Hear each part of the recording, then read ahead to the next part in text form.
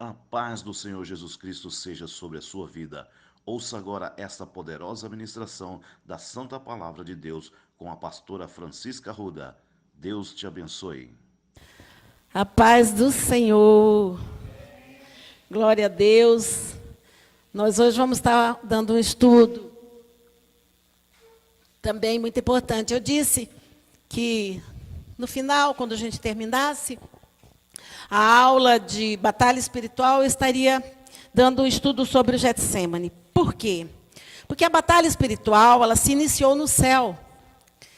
E quando houve a batalha, quando o diabo se rebelou contra Deus, precisou que Jesus viesse à terra. E a partir daí, da entrada do pecado, então nós começamos a viver uma batalha espiritual. E é importante nós entendermos o que Jesus passou, o que Jesus sofreu. E esse estudo ele vai dar uma base para nós, o que exatamente o Getsemane, ele é o centro de toda a história do sacrifício de Jesus. Amém? Então eu vou estar dando início a esse estudo, que você possa abrir teu coração para aprender, que você possa realmente entender o que Jesus está falando, o que Jesus está mostrando para cada um de nós. Em nome de Jesus, nós sabemos que vai chegar o momento em que nós precisamos estar com a palavra gravada no nosso coração. Amém? Então, glória a Deus mesmo. Louvado seja o nome do Senhor Jesus. Eu vou fazer uma introdução a esse estudo, aonde diz assim: quando Jesus veio a este mundo, ele não veio para nos apontar dedo. Não, ele não veio jogar o pecado na nossa cara, mas ele veio para morrer por nós. Por causa do pecado que entrou no mundo, Jesus ele precisou vir a este mundo. Por causa dessa guerra, dessa batalha espiritual, Jesus, somente ele é que nos faz ser mais que vencedores. Ele foi servo, foi odiado por muitos, principalmente pelos líderes religiosos que o invejava, confrontava e o rejeitava. A linha estava claramente delineada no Antigo Testamento. Quando nós lemos o Antigo Testamento, nós precisamos entender que tudo aponta para o Novo, que o Velho Testamento é a sombra do que viria. Então, é uma linha que vinha traçada até a vinda de Jesus a essa terra. E Jesus, ele deixou para nós dar continuidade ao trabalho dele. E a obra dele ainda continua sendo rejeitada. Nós ainda, por mais que nós falemos de Jesus, por mais que nós apresentamos Jesus, a obra dele ainda é rejeitada. Então, o que significa Getsemane? A palavra Getsemane chama-se lagar de sangue. Lagar, a palavra lagar, é uma oficina aonde é exprimido o fruto para separar a massa do líquido. Então, Então, lagar é chamado lagar. Agora, lagar de sangue, porque Getsemane ele está ligado à vida de Jesus. O nome dado, Getsemane também é um nome dado a um dos jardins no Monte das Oliveiras. E lá existia uma prensa, lá existia uma oficina, um lagar, aonde era extraído o óleo. Então, nós vamos aprender.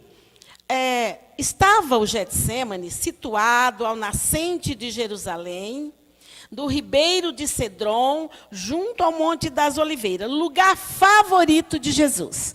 Quando Jesus ele ia para o Monte das Oliveiras, existia uma bifurcação. Existia, ele podia dar a volta pelo caminho mais fácil, ou ele subia o monte. Jesus sempre escolheu subir o monte. Jesus sempre escolheu as coisas mais difíceis, porque na realidade, com isso, ele mostrava para nós que a vida não é fácil. Tudo para nós que somos evangélicos, conquistarmos, tudo é na dificuldade, irmãos. Nós vivemos no mundo que jaz no maligno. E nós vivemos no mundo que jaz no maligno e que guerreia contra nós, servos de Deus. Por isso que nós precisamos entender que o Getsemane, ele está ligado à vida de Jesus e a nós. Getsemane era um lugar de retiro, aonde Jesus ia para lá todos os dias. Foi o cenário também da agonia dele. Getsemane significa prensa do azeite. Jesus, ele se identificava com aquele jardim, porque ali era a fonte do azeite, onde o Espírito Santo o fortalecia. Vamos entendendo. Ali era a fonte do azeite. Ali o Espírito Santo fortalecia Jesus, ungia Jesus, dirigia ele com o seu imensurável amor. Jesus sempre escolheu o caminho do Getsemane. Ali ele, noites e noites, passou em oração, intercedendo por nós. Era lá naquele lugar, chamado Getsemane, que Jesus ia. Quando ele ia se retirar para orar, era lá no Getsemane que ele ia. Porque como aquele lugar, como aquela prensa do azeite, significava o que ele ia passar, então ali ele estava, para mostrar para nós o que seria a vida dele, como seria o sacrifício dele e como seria a nossa vida também. Então, veja bem que a prensa do azeite, ela tem 4 benefícios. E que Jesus tem a ver com esses 4 benefícios? Ali foi um lugar marcante no ministério de Jesus. Ele se entregou por completo, esteve e se esvaziou totalmente. A extração do azeite se fazia através dessa prensa. E o processo era bem rudimentar. No processo da extração, se retirava 4 tipos de azeite, cada um com uma função diferente. E cada um tinha uma ligação com Cristo. Uma função diferente, mas ligado diretamente à vida de Cristo. Porque Deus tinha o propósito de que, através de Jesus, recebêssemos 4 benefícios representados na prensa do Getsemane. Quando nós lemos lá, passamos, Jesus, ele foi para o Getsemane, a primeira coisa que a gente lembra é que os soldados foram lá, que pegaram ele e que levaram ele. Mas você não entende por que o Getsemane? Por que Jesus estava ali quando foram prender ele? Porque ali era a identificação da vida dele. A vida de Jesus ele era bem identificada com aquele lugar. Então, olha como que funcionava a prensa do azeite. Alguém sabe aqui? Como que funcionava? A prensa ela era colocada por meio de 4 pedras, sobreposta uma à outra, numa madeira. Assim o fruto era esmagado, produzindo o azeite. Então, colocava a primeira pedra, espremia. Colocava a segunda pedra, espremia. Colocava a terceira pedra, espremia. E colocava a 4ª pedra e espremia. A vida de Jesus foi espremida dessa forma.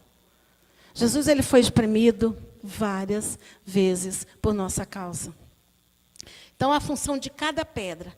A primeira pedra colocada, ela descia até o fruto, espremendo ele, extraindo o primeiro azeite, a primícia. Sua função era ungir. Então, o primeiro azeite que era retirado do fruto era para a unção. O primeiro azeite. Qual é o benefício que Jesus trouxe? Ele foi a primícia de Deus, oferecida a nós, o melhor do Pai, para resgatar a raça humana da condenação eterna. Amém? Então, o primeiro azeite era para ungir. Ungir, Jesus foi a unção perfeita sobre a nossa vida. Ele foi a primícia sobre a nossa vida. A segunda pedra, que era colocada sobre o fruto, ela era pesada. E mesmo assim, o fruto, o mesmo fruto, ele era espremido já na segunda pedra, extraído o segundo azeite. E esse azeite servia para alimento. Então, o primeiro servia para ungir, o segundo servia para nos alimentar. E qual é o benefício de Jesus para nós? A palavra de Deus, a qual declara que Jesus é o quê? O pão da vida. Ele é o nosso alimento vivo que desceu do céu. Então, veja que Jesus ele se identificava com essa prensa, né? Diretamente. Então, recebemos de Deus a palavra, a qual nós somos alimentados e fortalecidos em Cristo Jesus. A terceira pedra tornava a prensa mais pesada ainda, quase dobrando o seu peso.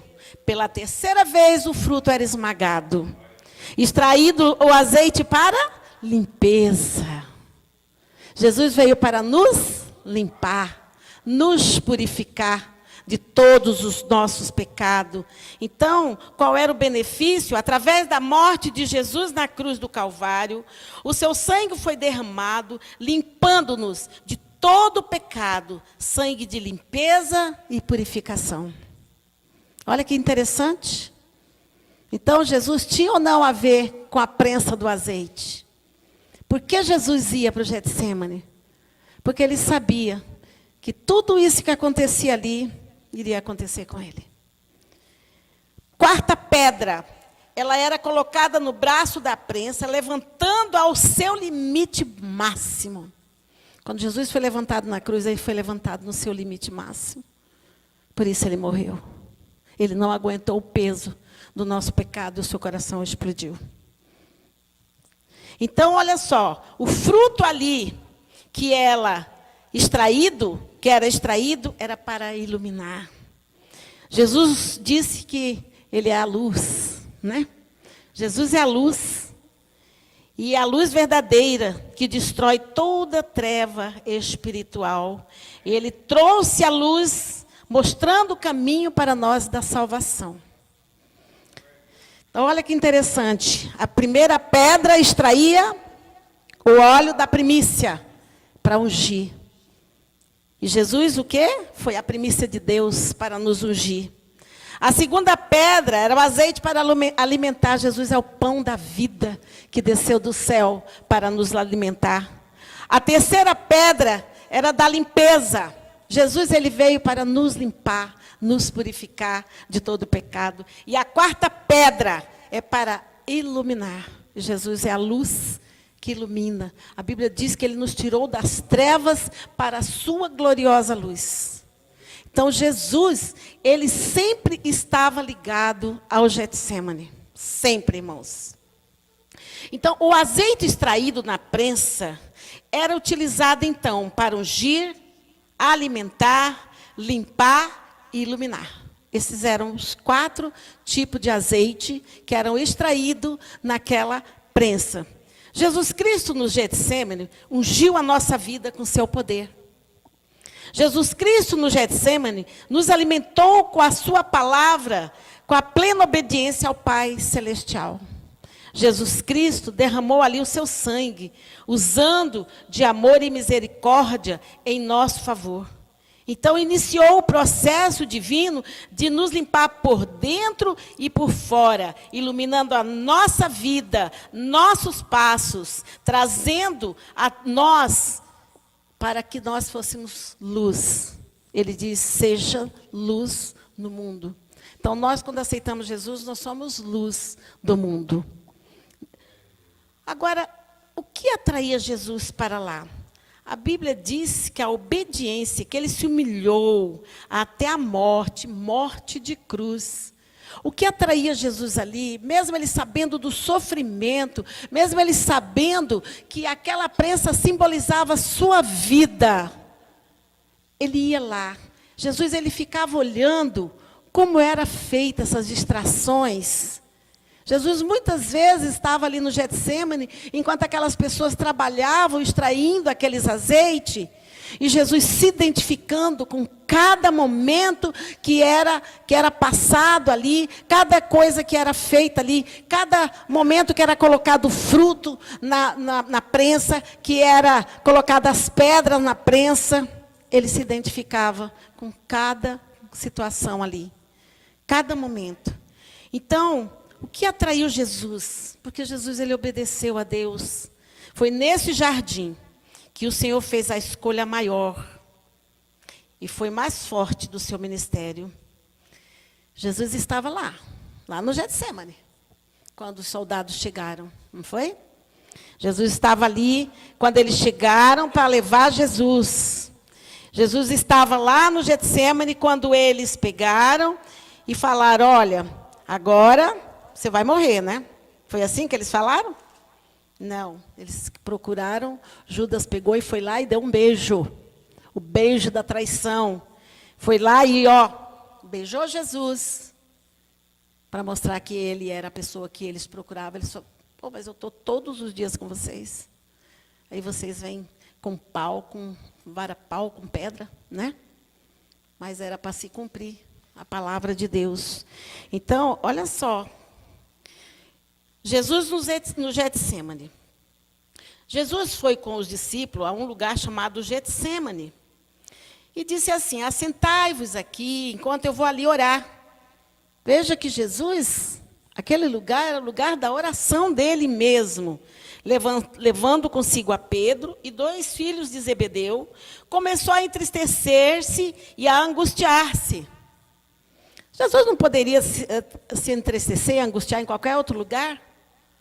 Mas não, porque ali na prensa do azeite, naquele lugar, ele era aquela prensa que ia ser sacrificado por nós. Assim como aquele fruto era sacrificado pela pedra, Jesus ia ser sacrificado por nós. Amém? Então, ele começou a se angustiar. E ele disse: a minha alma está profundamente triste até a morte. Ficai e vigiai comigo. Quer dizer, Jesus, ele estava sofrendo. O sofrimento que Jesus tinha, nós não podemos avaliar. Sabe por que nós não podemos avaliar? Porque nós, como pecadores, nós temos o sofrimento, mas Jesus não tinha pecado. Ele não tinha pecado, então a dor dele era muito maior. Porque Jesus era 100% homem e 100% Deus. Nós só sentimos máximo 10% de dor, de tudo. Imagina, Jesus era 100% que ele sentia de dor. Era 100% tudo na vida de Jesus. Vamos imaginar a dor que ele sentia? Então, veja que Jesus, ele era muito obediente. Então, ali naquele lugar, foi a maior escolha de Jesus. Naquele momento, ali no Getsemane, ele podia ter desistido de nós. Por isso que a maior escolha dele foi naquele lugar. Jesus podia ter dito: chega. Eu já sei como é que é a prensa do azeite, eu já sei que sofrimento que eu vou passar. Chega. A humanidade que se dane, porque eu não quero mais morrer. Mas não. Naquele momento, Jesus fez a maior escolha da vida dele. Olha só. Então, as pessoas, elas não estavam nem aí. Eles foram atrás de Jesus. Aí, olha só. Ele esvaziou-se de todo o desejo de preservação da sua vida.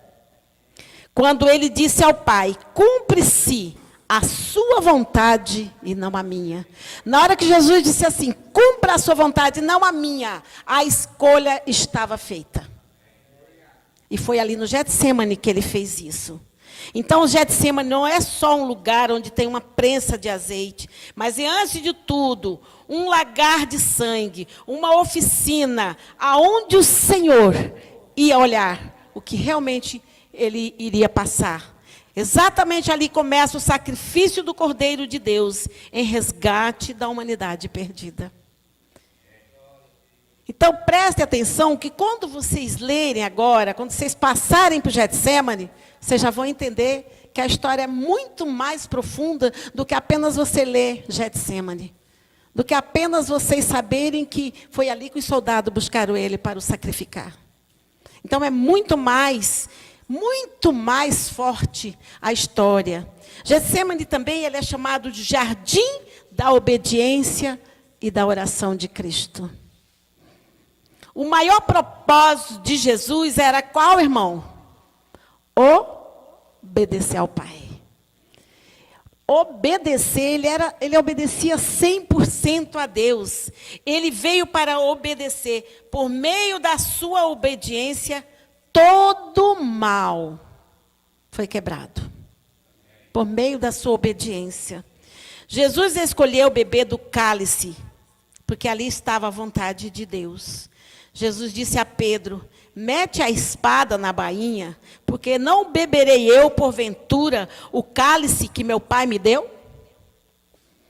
Pedro pegou a espada e foi lá cortar a orelha de Malco. Quando vieram buscar Jesus, Jesus falou: põe a tua bainha na espada. Não vou beber do cálice que Deus me deu? Que cálice que é esse? Da vida. Aquele caroço, ele estava dando vida. Aquele caroço ali na prensa, ele estava dando vida para nós, porque ele ungia, alimentava, limpava e iluminava. Era importante. Assim Jesus também, na prensa do azeite, na prensa do lagar, Jesus, ele se deu por nós. Em Jesus, irmão, não sei se vocês sabem, mas não existia célula humana. Jesus ele foi colocado dentro do útero de Maria, mas ele não tinha DNA humano. Não tinha célula, DNA humano. Jesus ele tinha o DNA de Deus. Porque não havia pecado. Ele não foi gerado por uma relação sexual. Jesus, então, quando ele foi colocado ali, ele foi colocado ser humano, mas sem o DNA humano, sem o DNA nosso.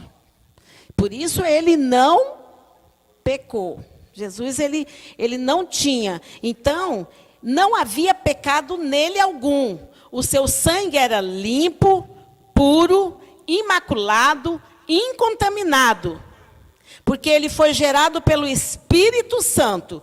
Por esta causa ele pôde nos comprar. Só por isso ele pôde, sabe? Então, olha só, sem o Getsêmani, não poderia existir a cruz. Jesus ele escolheu um lugar, ele escolheu uma oficina, aonde ele ia mostrar que nós, nessa vida, nós somos espremidos pelo nosso inimigo. Nós somos. Não conheço um cristão que não tenha luta e dificuldade nessa terra. Não conheço. Aqueles que são só nominais, vai levando a vida do jeito que quer, mas aqueles que verdadeiramente têm compromisso com Deus, esses são prensados. Esse passa pela prensa do azeite. É preciso ser obediente. A obediência não é uma questão de esforço, mas a obediência ela vem de um coração amoroso e contrito. É assim. Não podemos nos esforçar, irmão, para obedecer. Ela tem que ser natural dentro de nós. Porque eu tenho Deus, então eu tenho que ser obediente. É igual quando você está passando, por exemplo, uma pessoa que bebia. Se ela fica lutando para não beber, então ela não está liberta. Porque ela está lutando. Quando nós temos um pecado que nós praticávamos, e esse pecado ainda insiste em nós temos que estar lutando para não pecar, então o sangue de Jesus não nos libertou. Então nós não buscamos esse sangue em nós. Então nós não fomos limpos desse pecado. Ele ainda insiste em fazer com que nós pecamos. Então nós temos que ter essa consciência. Se nós lutamos por algo em nós, ainda existe uma raizinha de iniquidade dentro de nós, atrapalhando nós de sermos verdadeiros adoradores. Tá? Então, veja que Jesus, ele não fez esforço. Ele foi e se deu por amor. Então, o maior problema hoje é nos despojarmos da carne, tomar a nossa cruz e seguir Jesus. Então, o Getsemane é o lugar de refúgio para nos preparar. Cada um de nós temos um Getsemane. O Getsemane não é deserto. O Getsemane é lá o seu quarto de guerra. É a sua luta. É a sua guerra pessoal. Vocês entenderam o que é o Getsemane na vida da gente? Vocês já assistiram aquele quarto de guerra? Quem que assistiu? Interessante. Ali é um Getsemane. Aonde a pessoa ia, ali ela orava, ali ela clamava, ali ela batalhava, ali ela intercedia. Então, o Getsemane é isso. É o lugar da tua preparação, é o lugar onde você escolhe para você guerrear. Pode ser seu quarto. Eu, por exemplo, eu gosto do meu quarto. Ali eu fico a sós com Deus. Então, é o seu Getsemane. É o lugar onde você guerreia, onde você ora, onde você busca, onde você chora, onde você clama, onde você derrama a sua vida perante Deus. Esse é o Getsemane. É isso que o Senhor trouxe para nós. Amém? Então, se não desprezamos o mundo, não o venceremos. O sistema do mundo é cruel, irmão. Jesus, ele venceu o sistema. E ele deixou nós como mais do que vencedor. No Getsemane, com Cristo, nós vencemos. Nós vencemos. A verdadeira vitória está na obediência. Na obediência. Jesus morreu em nosso lugar e deixou esse exemplo para nós. Então, quer dizer, é muito séria a questão da obediência. Se nós obedecermos, a vitória é certa. Amém? Quem sabe qual foi a maior tentação de Jesus? Quem sabe? Olha, não foi no deserto 40 dias sem comer. Não foi no Getsemane. A pior tentação que Jesus Cristo sofreu foi quando, em agonia, tristeza terrível, invadindo o seu espírito, sua alma angustiada, estava caindo sobre ele o pecado da humanidade e o diabo o acusando. Essa foi a maior tentação que ele sofreu. Não foi quando o diabo falou, se quer pão, né? Se quer, cai daqui, despenca. Não foi. Mas a angústia, a maior, o diabo, enquanto Jesus estava lá derramando sangue no Getsemane, suor de sangue, sua alma angustiada, ele sem força, ele totalmente no estado muito triste, de muita agonia, o diabo começou a acusar ele. Vai morrer, isso eu estou falando, né? Vai morrer por essa humanidade, não vai valer de nada, eles vão continuar pecando, eles vão continuar, porque o diabo é um acusador. Então, a maior tentação de Jesus foi quando o diabo ficava acusando ele, que não valeria a pena ele morrer por nós. Mas valeu, irmãos. Nós estamos aqui para a louvor e glória do Senhor. Amém?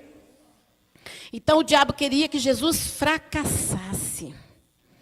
Assim, todos nós estaríamos perdidos. Essa era a intenção de Satanás. Só que Jesus venceu, irmão. Glória a Deus, né? Jesus venceu. Essa foi a maior tentação. Ali no lugar da decisão, lugar de vida ou morte, lugar de lágrima, de solidão, porque Jesus ele ficava sozinho. O único dia que ele levou os discípulos foi no último dia, quando ele foi orar, pediu para os discípulos orar com ele. No dia que iam pegar ele, né? Foi nesse dia. Mas Jesus, ele sofreu ali lágrimas. Jesus chorava, irmãos. Quantas vezes naquele Getsemane Jesus derramou suas lágrimas. Mas Jesus não chorava pelo sacrifício que ele ia fazer por nós. Jesus chorava porque a morte não foi plano de Deus. Jesus chorava porque ele sabia também que muitos não o iam seguir. Ele ia morrer por muitos, mas muitos não o seguiriam. Era por isso que Jesus chorava. E Jesus, ele estava só naquele lugar. Jesus, ele sofreu humilhação. Jesus, ele sofreu muita batalha espiritual. Mas Jesus, ele venceu tudo isso. E nós podemos vencer. Então, quando o diabo pensou que havia derrotado Jesus, que ele ia fugir da cruz, ele se enganou. Porque Jesus aceitou a cruz. O mestre querido aceitou a cruz, obedeceu, esvaziou toda a sua vida para dar vida para nós. Ali naquele lugar foi a decisão de Jesus. Então, quando você passar pelo Getsemane, lembre-se que aquele lugar foi o lugar de decisão de Jesus para que nós hoje pudéssemos estar aqui, para que nós pudéssemos estar ligados a Deus. O diabo espreitava Jesus, observando como um paparazzo, né? Sem trégua. Ele fazia com que Jesus ele ficasse, sofresse mais. Porque Jesus ele sabe que o diabo ia tentar a nossa vida. Assim como ele tentou Jesus, sabendo que ele era o Filho de Deus, quanto mais ele tentaria nós. Então a chibatada do diabo vinha sobre ele com terríveis palavras, dirigidas a nosso Senhor Jesus Cristo. Mas Jesus escolheu os cravos, Jesus escolheu a afronta, Jesus escolheu a morte, Jesus escolheu a cruz. Por nós, simplesmente por nós. E existiu 4 lugares que Jesus derramou sangue por nós. 4 lugares. O primeiro lugar onde Jesus derramou o seu sangue foi lá no Getsemane. Lá que ele derramou sangue.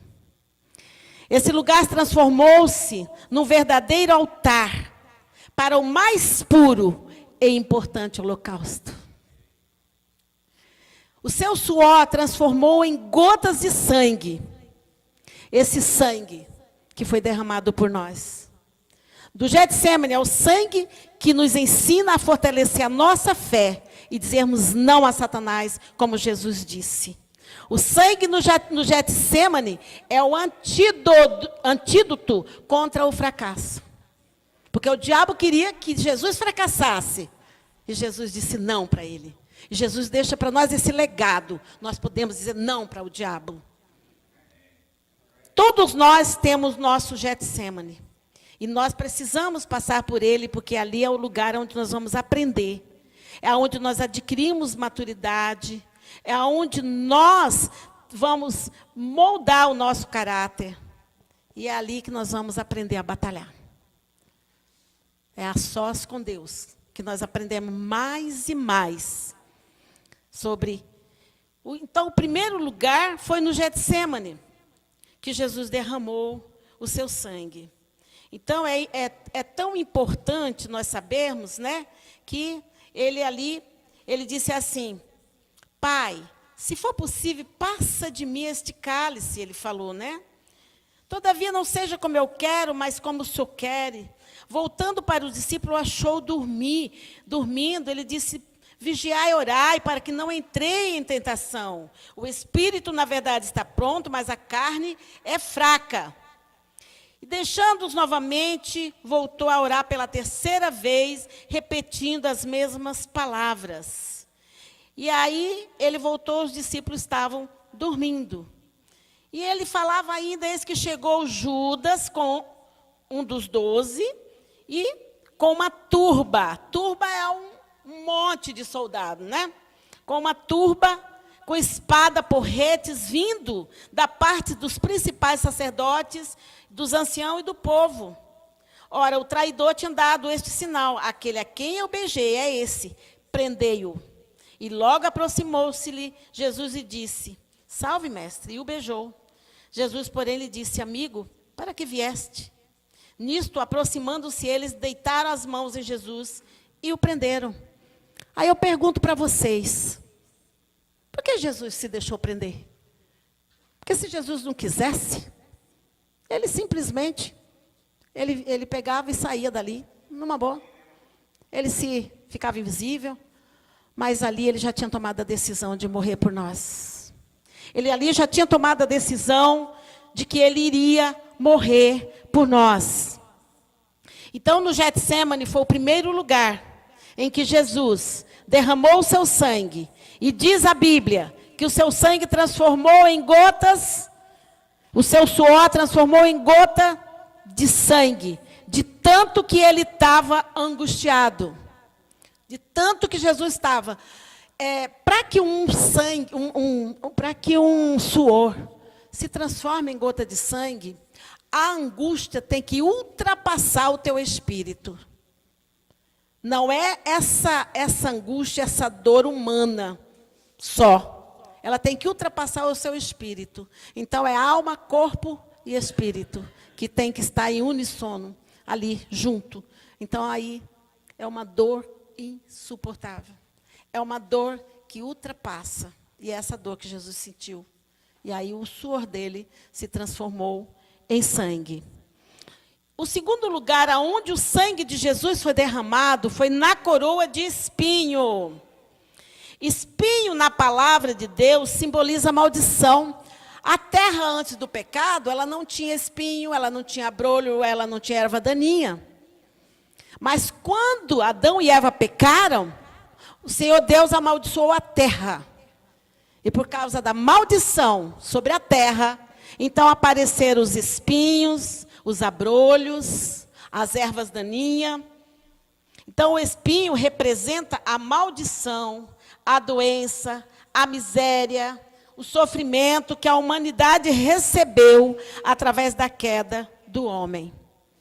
Deus, o próprio Deus, amaldiçoou a terra. O próprio Deus. E é interessante que, quando Jesus recebeu a coroa de espinho, ele estava restaurando também a terra. Jesus não restaurou só o homem. Jesus não ligou só o homem a Deus, mas a terra, toda a criação foi ligada a Deus novamente. O homem destrói, mas a terra foi ligada a Deus novamente. Então, ele levou aquele espinho, aquela maldição que o Senhor lançou sobre a terra, Jesus levou sobre a sua cabeça. Olha que coisa interessante. A coroa de espinho que Jesus usou, ela foi feita de um arbusto, conhecido como Ramos spinacristi. Esse espinho ele era longo, a ponta dele era bem pontiaguda, mais dura, e ele já vinha quase em forma de um capacete. Só que os espinhos eram virados para dentro. Eles não eram para fora, eles eram para dentro. Então, quando eles foram e confeccionaram aquela coroa de espinho para colocar na cabeça de Jesus, eles cravaram, não só colocou, realmente foi cravada. Por isso ali, Jesus derramou pela segunda vez o seu sangue. Pela segunda vez, foi com violência que colocaram aquela terrível coroa de espinho, perfurando a cabeça de Jesus, e o seu sangue verteu, e lavou aqueles espinhos que feriram sua fronte. Ali foi o segundo lugar que Jesus derramou o seu sangue precioso. Aquela ali é uma representação de que Deus estava tirando também a maldição de sobre a terra por nós. Satanás assistia tudo. E ele, com certeza, dizia: estou matando o Filho de Deus. Porque o diabo, ele ficava na espreita, como ele fica à espreita de cada um de nós. Não pensem vocês, a Bíblia diz que ele fica ao derredor, rugindo como leão. Então, ele está atento a tudo que nós fazemos. Ele ficava atento a tudo que Jesus fazia, porque ele queria ver a derrota de Jesus. E ele quer ver a nossa derrota. Mas ele não vai ver, em nome de Jesus. A coroa de espinho, ela marcou a vitória, como eu disse, sobre nós e sobre todas as coisas. O terceiro lugar aonde Jesus derramou seu sangue foi nos açoites. Olha, Jesus ele tinha orado lá no Getsêmani, uma oração que venceu toda a ligação do inferno, todo exército do inferno. Jesus ele tinha feito uma oração. Ele fez uma oração muito, muito interessante. Quem quiser acompanhar, está em Mateus 26, de 36 a 40, né? Mas eu vou ver aqui, ó. Ele fez uma oração quando ele estava falando com o pessoal, quando ele estava falando com os seus discípulos, né? Que foi aquela que faz assim. Então voltou para o discípulo e disse: ainda dormis e repousais. Eis que é chegada a hora, e o Filho do Homem está entregue nas mãos dos pecadores. Levantai-vos, vamos, eis que o traidor se aproxima. Isso é uma forma de oração do Senhor. Então, no açoitamento, a flagelação era uma tortura pavorosa, gente. Preste atenção nessa parte aqui. No açoitamento romano, a vítima era despida. Eu quero que vocês entendam que no açoitamento romano, a vítima era despida e presa a uma coluna. Presa. E encurvada sobre o tronco, com as mãos atadas neles. As mãos eram presas pela corrente. Não tinha como o preso sair, porque ele estava ali ajoelhado e ele estava sobre o tronco. O instrumento de tortura consistia num curto cabo de madeira, no qual estavam presas várias tiras de couro, com pequenos pedaços de ferro e osso na ponta. Então, não era uma coisinha pouca, não. Aí os golpes eram desferidos sobre a vítima por 2 algozes. Então, um batia, enquanto um levantava, o outro batia, enquanto um levantava, o outro batia. Vamos analisar isso. Vocês podem entrar nessa cena, vendo Jesus ali? 2 algozes, irmãos. 2 pessoas. Um batia, quando ele levantava, o outro batia. Quando ele levantava, o outro batia. A lei romana diz que é 39 mais 1. Porém, Jesus não foi 39 mais 1. Vou te dizer por quê que não foi só 39 mais 1. Durante a flagelação, às vezes as pessoas torturadas, ela morria. Porque, olha só, o sangue do açoite, eles iam na ferida. Olha só, Jesus, ele foi tão ferido que além de arrancar a carne, apareceu as vísceras de Jesus. Então, não foi pouquinho a surra que Jesus levou. Não foi pouquinho a flagelação sobre o corpo dele. Ele foi totalmente ferido e machucado, como a palavra diz. Que por nossas transgressões, né, ele foi transpassado. Por nossas transgressões. Então, amados, é muito sério o que Jesus sofreu na cruz. É muito sério o que Jesus sofreu por nós. Esse flagelamento de Jesus é uma coisa muito séria. O sangue dos açoites, ele cura as nossas feridas, ele cura a nossa dor. Em cada gota de sangue que foi derramado, representa a nossa vitória sobre o mundo, sobre o diabo e sobre a enfermidade. Jesus, ele diz que em seu corpo, sobre o madeiro, ele levou nossos pecados. Então, quando Jesus estava levando aquelas flagelações sobre o corpo dele, era por minha causa e por você. Jesus estava levando isso. Então, veja que, no terceiro lugar que Jesus derramou o sangue, foi lá nos açoites. Eu acredito que a hora que tiraram Jesus, estava lavado de sangue, aquele lugar. Porque foi muito machucado. Foi muito machucado. Tanto Jesus foi machucado, que na hora que ele foi sendo levado para a cruz, ele não aguentou carregar. Foi por isso que os soldados pegaram lá Simão, Cirineu, e constrangeram ele para levar. Você vai levar. Sabe? Diz a história que ele nem queria levar. Mas ele foi a primeira pessoa a tocar no sangue de Jesus. Imagina que privilégio. E aí ele ajudou a levar. Sem entender, ele ajudou a levar a cruz de Jesus.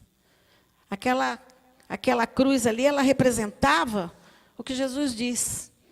Cada um levar a sua cruz e siga-me. O quarto lugar que Jesus derramou o seu sangue foi na cruz. O sangue derramado na cruz do Calvário. O sangue de Jesus é o ponto principal do concerto da redenção do Novo Testamento. Jesus, ao morrer na cruz, deu sangue inocente, a fim de remover os nossos pecados e nos reconciliar com Deus, irmãos. Jesus sabia perfeitamente que teria de beber esse cálice. É um cálice hediondo, que não existia ninguém capaz de passar por esse sacrifício, somente Ele. Sabe por quê? Porque nele estava a perfeita vontade de Deus. A Bíblia diz que Deus amou o mundo de tal maneira que deu seu único filho para morrer pela humanidade. Então a revelação de Deus estava nele. Nele não existia o DNA humano, por isso não havia pecado. Seu sangue é limpo e é o único que pode nos purificar. Por isso ele pode lavar-nos com seu sangue e comprar-nos para Deus. Foi por isso que ele fez esse sacrifício perfeito, irmãos. Então Jesus, ele derramou o seu sangue, primeiramente aonde? No Getsêmani. Segundo, na coroa de espinho. Terceiro, nos açoites. Quarto, na cruz. Então, às vezes a gente lê, a gente pensa que Jesus só derramou o sangue na cruz. Mas o sangue dele começou lá, no momento em que ele estava se preparando para ser levado para morrer por nós. Ele já vinha derramando o seu sangue. O sofrimento dele foi intenso, irmãos. Intenso. E qual a conquista de Jesus no Getsêmani para nós? Tem uma conquista muito boa. Ele nos deu o perdão de todos os nossos pecados para aquele que se arrepende e crê. Jesus anulou, cancelou nossa dívida, rasgou nossa promissória, nos deu a liberdade e nos reconciliou com Deus. Que coisa maravilhosa, né, irmãos? Coisa maravilhosa que Deus fez por nós. Ele também nos resgatou do poder de Satanás. Bem, como o Filho do Homem não veio para ser servido, mas para dar a sua vida em resgate. Então, Jesus ele nos resgatou do poder do maligno. O que é resgate? É o preço pago por alguém para obter a liberdade. Isso é resgate. Então, Jesus ele pagou um preço para nos resgatar. Um alto preço para nos dar liberdade, nos resgatar do domínio de Satanás, nos resgatou da escuridão, nos tirou das trevas para a sua gloriosa luz. É o que Jesus fez.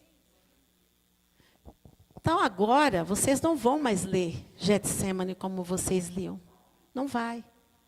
Porque agora vocês estão entendendo o que significava aquela prensa do azeite na vida de Jesus.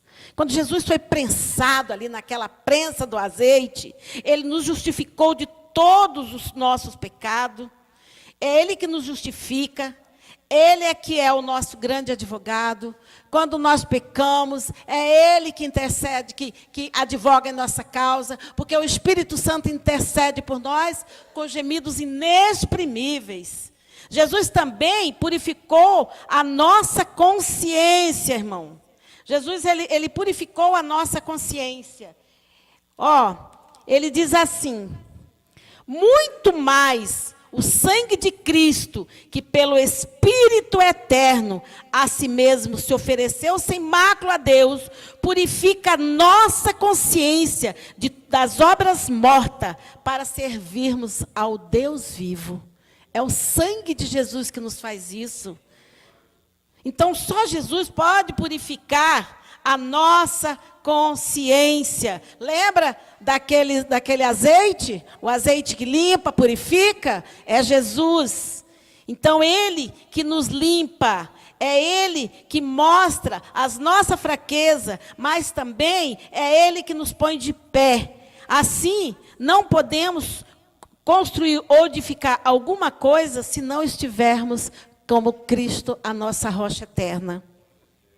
Por isso, é a necessidade do Espírito Santo de nos conscientizar do sacrifício do sangue derramado de Jesus, para que nós tenhamos a mente dele, para que nós podemos ter plena e total confiança de que nós entremos pelo novo e vivo caminho.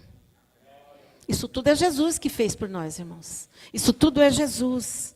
Jesus também conquistou no Getsêmani a santificação. Jesus, para santificar o seu povo, ele derramou o seu sangue fora da porta. Amém? Olha que interessante. Precisamos ser lavados com o sangue de Jesus para a santificação. Sabe por que Jesus sofreu na cruz fora da cidade de Jerusalém? Quem que sabe? Por que Jesus foi sacrificado fora da cidade?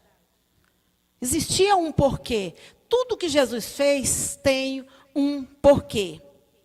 Jesus ele foi santificado fora para que sejamos santificados, separados da vida antiga e pecaminosa e dedicados a servir a Deus. A separação do mal é fundamental. Jesus ele foi levado como maldição. A maldição não podia ficar dentro de Jerusalém. A maldição não podia ser colocada ali na cidade santa. Então, ele levou para fora. Esse levar para fora significa que nós temos que pôr para fora tudo aquilo que não presta, tudo aquilo que não nos pertence, toda maldição, todo mal, todo pecado tem que ser lançado fora. Foi por isso que o Senhor levou lá fora os nossos pecados. Para dizer que dentro de nós não pode ficar pecado algum. Entendido? Jesus também abriu um caminho novo. Ele é o novo e vivo caminho. Para que nós possamos chegar a Deus, mediante Ele, em misericórdia e graça. Jesus é o caminho. Através dele nós chegamos a Deus. O sangue de Jesus nos dá esse direito. Porque ele tornou-se, através do seu sacrifício da cruz, uma ponte. Jesus ele tornou uma ponte. Antes, quando o homem pecou, havia um abismo entre nós e Deus. Porque a Bíblia diz que o pecado faz separação entre Deus e o homem. Então havia um abismo. Aí Jesus foi o que veio com o sangue dele e fez uma ponte. Então hoje nós temos livre acesso a Deus. Nós podemos ir diretamente a Ele pelo novo e vivo caminho, através do sangue de Jesus. Toda essa conquista foi porque Jesus, ali no Getsêmani, decidiu morrer por nós. Tudo é por causa disso, irmãos. Porque ali na prensa do azeite, ali no Getsêmani, foi o lugar da decisão. Por isso que é chamado jardim da decisão. Foi ali naquele lugar. Porque Jesus podia muito bem não ter decidido morrer por nós. E Ele nos deu a garantia de todas as promessas. Alcançou Ele mistério tanto mais excelente, porque Ele é mediador de um melhor concerto, confirmado em melhores promessas. Quer dizer, hoje, Ele nos prometeu e Ele vai cumprir, se nós estivermos no caminho. Se nós estivermos com a vida no altar, o Senhor vai cumprir o que Ele prometeu para nós. Jesus Cristo é o mediador de um pacto eterno. É a nossa garantia. Ele cumpriu à risca o que prometeu. E Deus também vai cumprir à risca. Passando pelo Getsêmani, indo à morte de cruz e à vitória da ressurreição, depois de ter tomado sobre si o castigo dos nossos pecados, Jesus voltou para o Pai. E está sentado à destra de Deus Pai, advogando em nosso favor. Tudo isso porque Ele decidiu morrer por nós ali no Getsêmani. Jesus é a nossa razão de vivermos e existirmos nesse mundo como cidadãos dos céus. Irmãos, prestem atenção. Eu quero que nós vamos andar um pouquinho, os 3 últimos dias da vida de Jesus aqui na terra. Vamos relembrar? Os 3 últimos dias, olha só, os 3 últimos dias da vida de Jesus na terra. O primeiro dia, Jesus ele saiu de Jericó, foi para Jerusalém, olha o tanto que ele andou. E tudo a pé, tá, irmãos? Jesus não tinha camelo, nem bicicleta, nem carro, nem avião.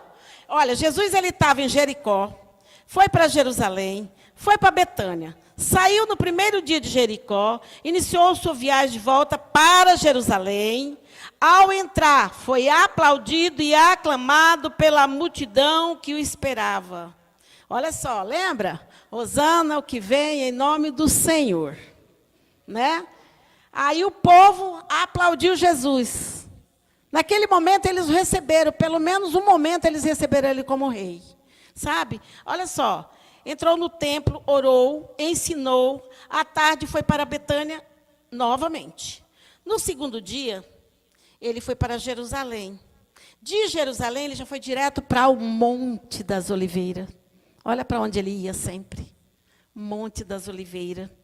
Ao amanhecer, saiu e foi para Jerusalém e ensinava o povo no templo. Olha só, ele sabendo que ele ia morrer, mas ele não deixava de orar e de ensinar. E ele teve o dia inteiro de atividade com os seus discípulos. Depois ele foi para o Monte das Oliveiras. Olha só, ali ele não dormiu, pois ali ele proferiu o mais longo sermão, o Sermão do Monte. Veja que o Sermão do Monte foi bem próximo da morte de Jesus. Bem próximo. Olha que interessante. Um pouco antes dele morrer. A Bíblia, irmãos, ela não é cronologicamente na ordem, tá? Mas ela é a mensagem de Deus. Aí, no terceiro dia, ele foi para o Monte das Oliveiras. Esse último dia, ele conversou com seus discípulos e levou os três. Ele levou João, Tiago e Pedro. Foi a única vez que ele chamou os discípulos para orar com ele. Foi no terceiro dia e último dia de que ele conversou com seus discípulos. E nesse tempo, nesse período em que Jesus foi lá, pegaram ele, levaram ele preso. Nesses dias ele foi para vários lugares. Ele foi para o Sinédrio. Olha só, Jesus, depois de ser preso no jardim do Getsêmani, foi conduzido pelos soldados ao sumo sacerdote Caifás. Estou mostrando para vocês a trajetória de Jesus, para vocês entenderem bem. Que Jesus, a gente sabe, Jesus morreu na cruz. Não é só isso, não. Olha só, ele foi levado, isso tudo, na quinta-feira à noite. Olha só, ele foi para Caifás, depois ele foi para... Aí levaram ele para Caifás, que era o sumo sacerdote, aí depois foram para o Sinédrio, que é o Supremo Tribunal dos Judeus, aí depois... O que Caifás fez? Caifás não fez nada. De jeito nenhum. Ele era o sumo sacerdote, ele conhecia a palavra de Deus, mas ele não fez nada. Sabe? Aí, ele pegou, levou ele, depois, para ser julgado por Pilatos. Pilatos mandou ele para Herodes. Herodes pensou que que ele ia fazer um milagre, ele ia fazer alguma coisa sobrenatural. Não deu certo, devolveu ele para Pilatos. Aí Pilatos falou, chega, vou entregar ele agora para as pessoas. E aí naquele dia era uma festa, e aí o que aconteceu? Isso já era, né, sexta-feira à noite. O que aconteceu? Ele pegou, tinha que escolher alguém para morrer. Barrabás foi o escolhido. E aquelas pessoas, elas jogaram uma maldição tão grande sobre elas. Elas falaram que o sangue dele fosse sobre os seus filhos. Aquelas pessoas jogaram uma maldição muito grande sobre a sua descendência. E aí, Jesus foi crucificado. Jesus foi levado, sabe? Foi levado para ser crucificado. Pedro, que andava com ele, a Bíblia diz que ele negou. Negou e negou e negou. Quando Jesus estava ali, irmãos, crucificado, a natureza se revoltou. A Bíblia diz que a natureza gemeu. Nós, seres humanos, não. Aí eu pergunto para você, nós estávamos lá, irmãos? Quando Jesus foi crucificado? Estávamos. Estávamos. A Bíblia diz que o Senhor nos escolheu antes da fundação do mundo. Nós já existíamos no coração de Deus. Nós estávamos lá. Nós já éramos gerados em Deus. Amém? Então, quando Jesus estava ali, a Bíblia diz que nem um osso dele foi quebrado. Nenhum osso. E no momento que ele pediu, eu estou com sede, lhe deram vinagre. E ele não tomou, ele não quis tomar. E tem um médico que ele é um médico francês, e ele reconstituiu a história do médico Lucas. E ele escreveu uma carta. E nessa carta, ele fala o que Jesus, como foi a história, por que Jesus morreu tão rápido. Que às vezes as pessoas levavam até uma semana, por isso eles quebravam as pernas, para poder eles morrer. Jesus não. Jesus morreu rapidão. Às 3 da tarde, Jesus estava morto.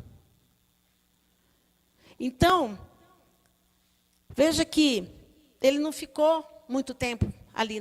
Então, olha o que o médico fala. Ele fala assim, olha, sou um cirurgião e dou aula há algum tempo. Por 13 anos vivi em companhia de cadáveres.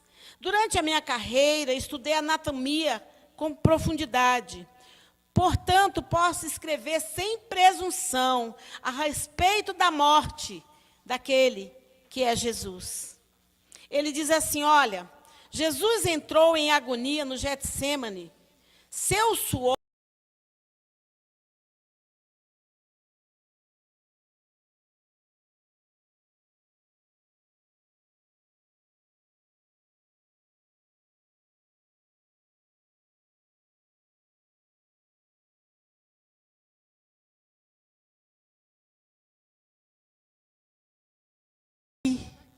porque a outra, que era vertical, já estava lá plantada, para chegar e só pregar ele, né?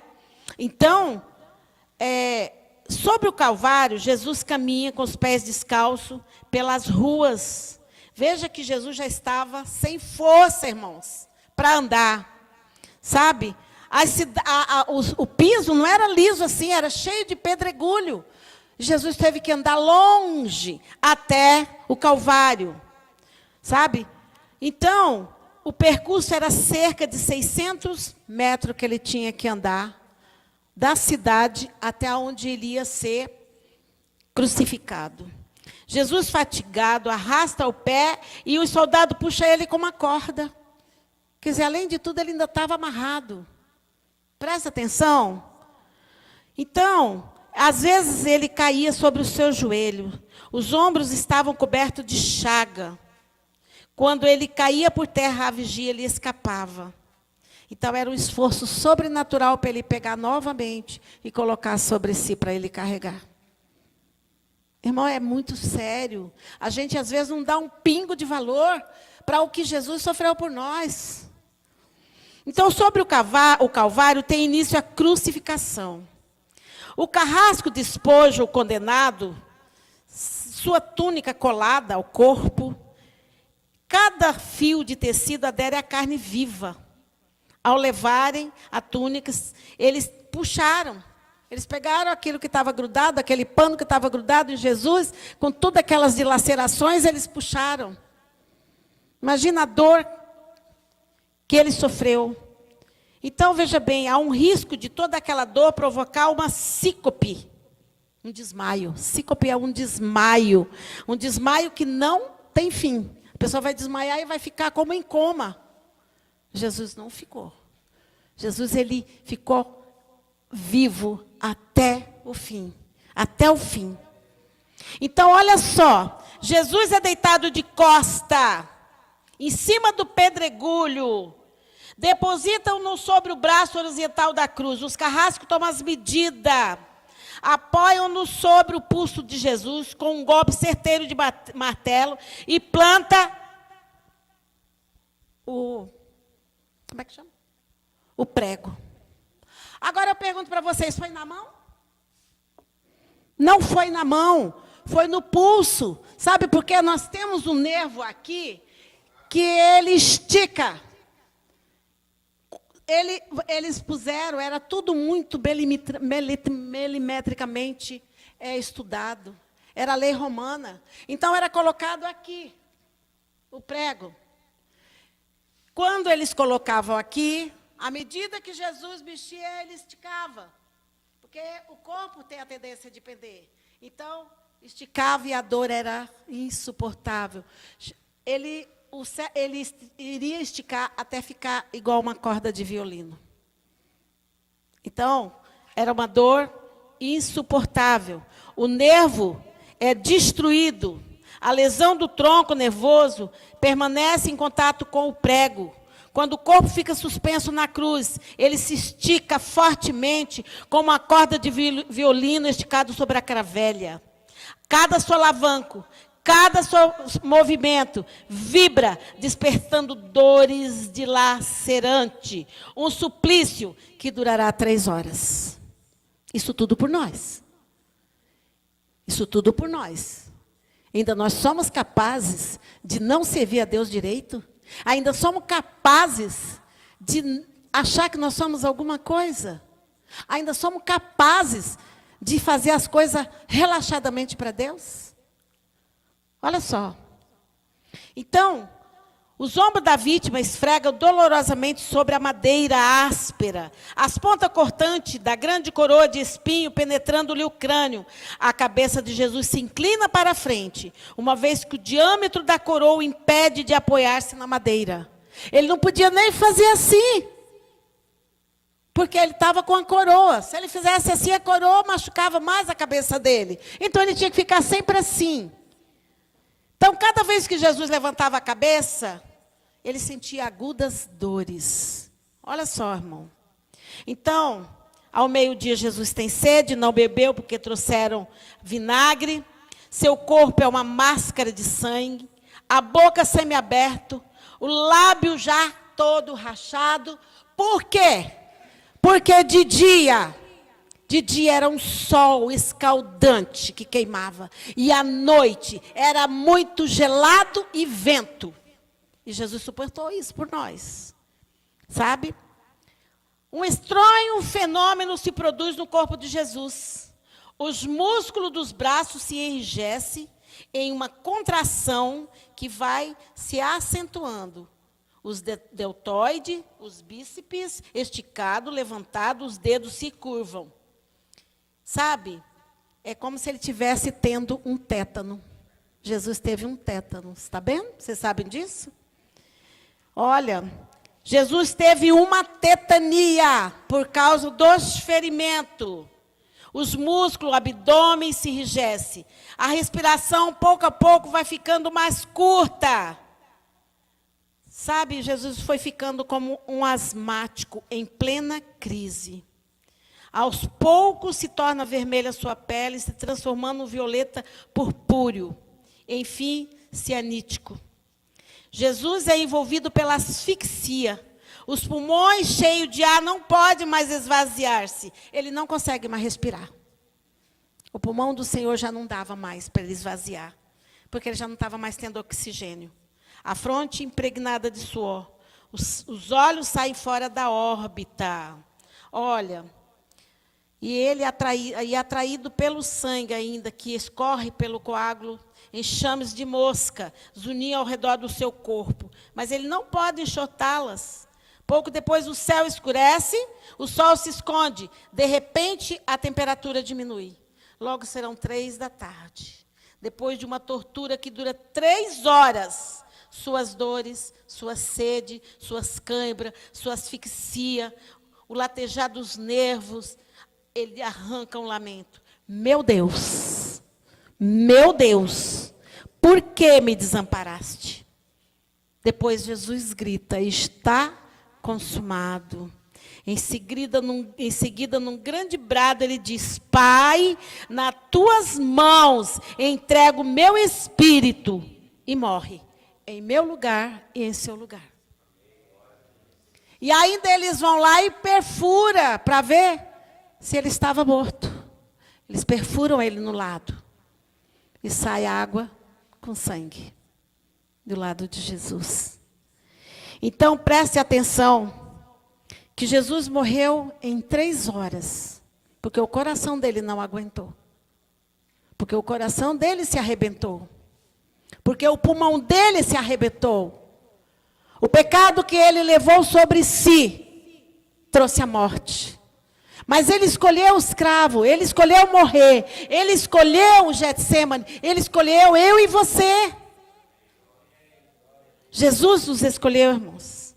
Então essa carta foi um médico que há 13 anos estudando. E quando ele leu a carta de Lucas, que ele viu que ele era um médico, um colega, ele se interessou muito em estudar e ele poder, então, trazer essa mensagem para nós.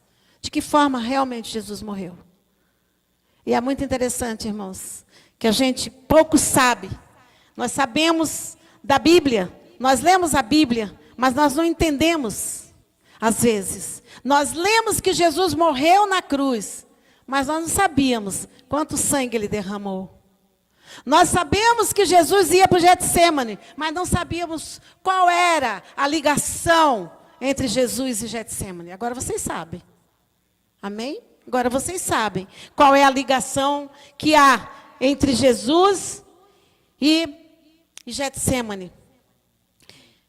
E o que você está fazendo em prol da obra do Senhor? Jesus, ele te chamou para que você fosse o porta-voz, para que você levasse a palavra. Jesus nos chamou para ir e pregar o evangelho a toda criatura. Então, nós devemos procurar como Jesus, no nosso Getsemane, irmãos, nós sermos transformados. No nosso Getsemane, nós sermos amadurecidos. Sabe, às vezes, nós somos escolhidos pelo Senhor. Escolhidos para fazer a obra. E, às vezes, quando nós pegamos a obra para fazer, nós fazemos ela de qualquer jeito. E não é de qualquer jeito, porque Jesus não morreu de qualquer jeito por nós. Jesus, ele não fez o sacrifício vicário de qualquer jeito. Não. Jesus, ele escolheu.